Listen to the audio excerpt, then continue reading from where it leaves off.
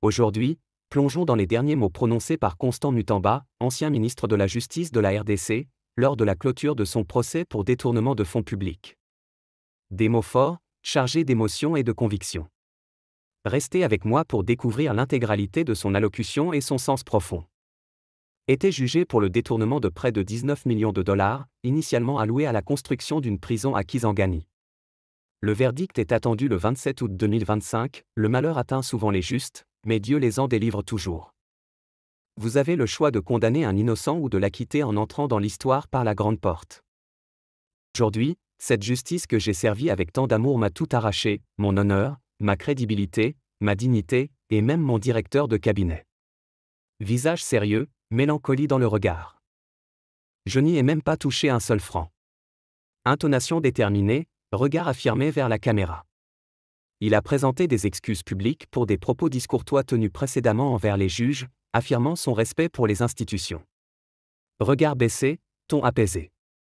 Symbolisme religieux, Psaume 34, 19, pour renforcer son image de justicier mal compris.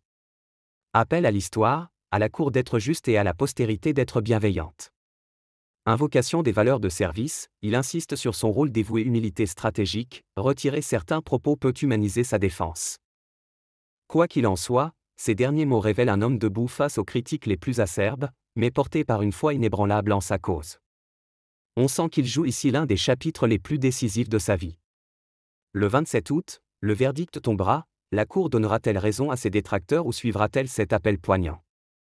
Ce moment sera déterminant, pas seulement pour lui, mais peut-être pour tout ce que représente son combat. Alors, restons attentifs. Parce que ça m'a déchiré. Parce que ça m'a détruit. Intérieurement, j'ai été trahi. Mais un jour, je parlerai. Je suis un homme d'État, je me tais. Depuis 15 ans, l'association de lutte contre la tricherie.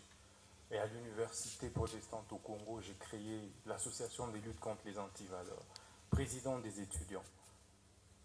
Je me suis opposé à toutes les antivaleurs. Et de manière farouche, qui m'avait valu, pour la première fois, de reprendre en deuxième session, alors que j'avais distingué. Et je payais ce prix avec honneur. Au ministère de la Justice, je subis la même injustice. Alors que je voulais faire mon travail correctement, redresser les choses, pour le bien de tous, le bien du pays et des générations futures. C'est pourquoi ce procès est historique.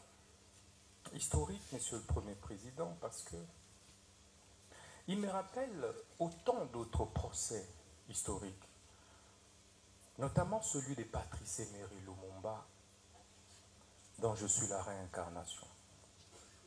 En 1956, pratiquement au même âge, il avait été condamné à 1 an d'emprisonnement pour détournement des deniers publics. Mais quelques années plus tard, il sera notre héros national.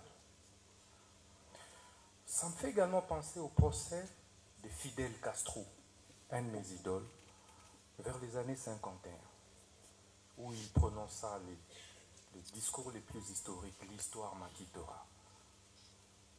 Quelques années plus tard, il prit le pouvoir et il reste aujourd'hui les héros de Cuba.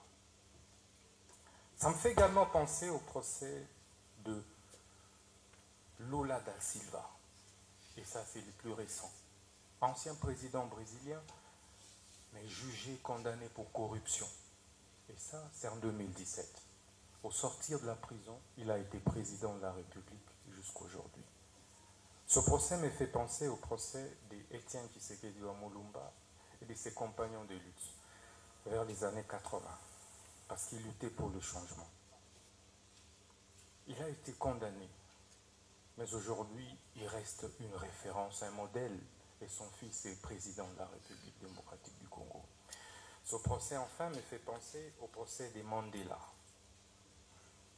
Mandela, vers les années 59, mais exactement 62. En 62, il a été condamné injustement. Et il a fait 27 ans en prison. Mais il sort de là, président de la République d'Afrique du Sud. Et, Monsieur le Président, vous verrez que c'est pratiquement aux mêmes âges. C'était pratiquement... Quoi qu'il en soit, ces derniers mots révèlent un homme debout face aux critiques les plus acerbes, mais porté par une foi inébranlable en sa cause. On sent qu'il joue ici l'un des chapitres les plus décisifs de sa vie. Le 27 août, le verdict tombera, la Cour donnera-t-elle raison à ses détracteurs ou suivra-t-elle cet appel poignant? Ce moment sera déterminant, pas seulement pour lui, mais peut-être pour tout ce que représente son combat. Alors, restons attentifs. Si cette histoire vous a touché ou interpellé, je vous invite à réagir. Selon vous, Mutamba sera-t-il finalement acquitté? Dites-le moi en commentaire, j'ai vraiment envie de lire vos avis. Et bien sûr, n'oubliez pas de liker cette vidéo, de vous abonner et d'activer la cloche pour ne pas manquer la suite de cette affaire qui pourrait bien nous surprendre tous.